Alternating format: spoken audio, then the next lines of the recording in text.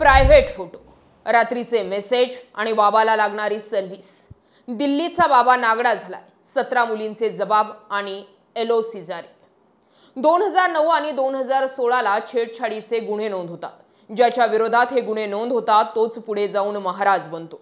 मुलींना मोफत शिक्षण दिले जातं अशा दिल्लीच्या वसंतकुंज भागातील Shri Sharada institute of Indian management व्यवस्थापन समितीचा तो सदस्य होतो आणि पुढे जाऊन सगळी सूत्र हातात घेतो. फक्त नावालाच इथे मोफत शिक्षण दिलं जातं. पुढे जाऊन मोफत शिक्षणाच्या नावावर लाखो रुपये मुलींकडून उकळली जातात. शिक्षण घेत असलेल्या मुली बाबाला रात्रीची सर्व्हिस द्यायला तयार असतील तर त्यांना पास केलं जाणार, विदेशी ट्रिप दिली जाणार आणि पैसे सुद्धा दिले जाणार. पण असं केलं नाही तर हॉस्टेलमधून बाहेर काढलं जाणार आणि नापास केलं जाणार. या बाबाला साथ द्यायला होत्या तिथीलच 3 वॉर्डन महिला. ही स्टोरी आहे दिल्लीतील वसंतकुंज भागात असलेल्या Shri Sharada institute of management कॉलेजची. या संस्थेचे संचालक चैतन्यानंद स्वामी यांच्या विरोधात दिल्ली पोलिसांनी गुन्हा दाखल केला.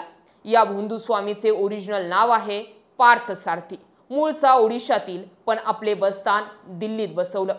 Shri Sharada institute of management या संस्थेतर्फे मुलींना मोफत प्रवेश दिला जायचा.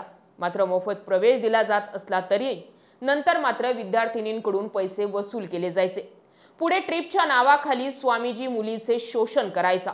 Shri Sharada institute of management हे कॉलेज शृंगेरी मठातर्फे चालवलं जातं. या संस्थेला वसंतकुंज औद्योगिक क्षेत्रात मोफत जमीन देण्यात आली आहे. या संस्थेची स्थापना 1996 साली करण्यात आली.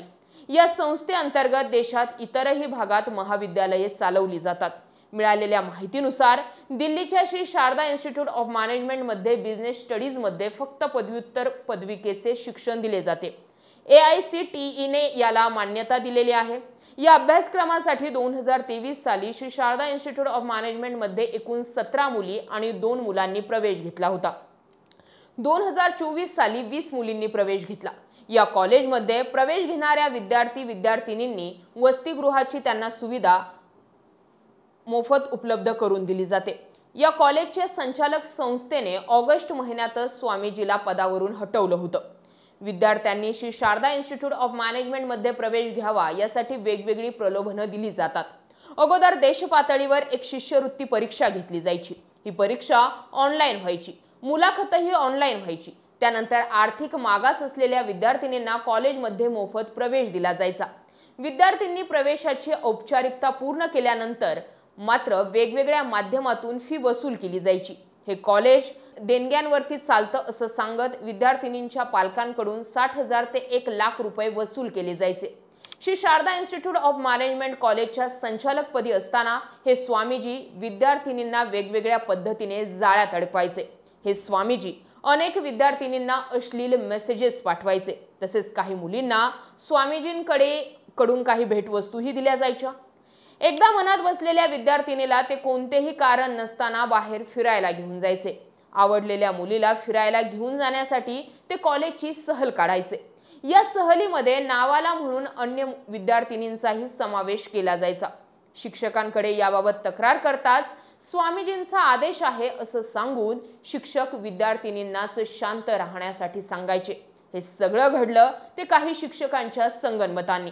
विद्यार्थिनींना माझ्या खोलीत या, मी तुला विदेशात ट्रिपला घेऊन जाईन, तुला पैसे द्यावे लागणार नाहीत असे आमिष दाखवले जायचे आणि माझं ऐकलं नाही तर परीक्षेत नापास करण अशा धमक्या दिल्या जायच्या.